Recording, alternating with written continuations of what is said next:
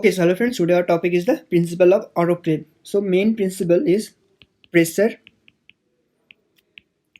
proportional to temperature.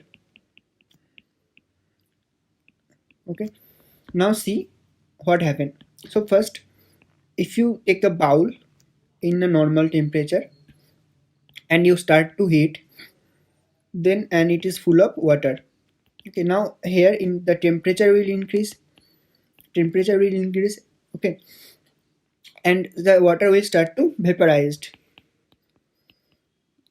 When this vapor pressure equals to the atmospheric pressure, then what happened?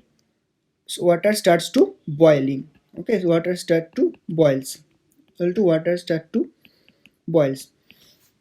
Now see a case of pressure cooker. So if you now take, this is a pressure cooker. Same thing, and this is the water, and you are heating. So what happened now? It will start to vaporize at some time. Vaporize, and now vapor will can't able to come out.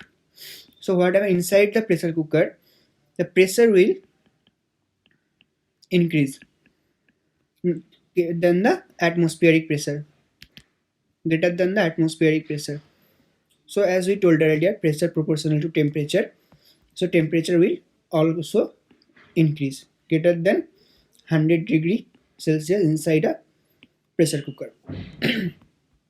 So this is the same principle which happens in case of autoclave. Now if this question come in your exam, then you please mention the three temperature: 121 degrees Celsius 15 minutes for 15 lbs, 126 degrees Celsius for 10 minutes, and pressure is 20 psi, 133 degrees Celsius 3 minutes, pressure is 30 psi. Okay, so this is the thing of principle of autoclave. So this is a very conceptual thing. So guys, if you like this video, then please do not forget to hit the like button, and please do subscribe my channel.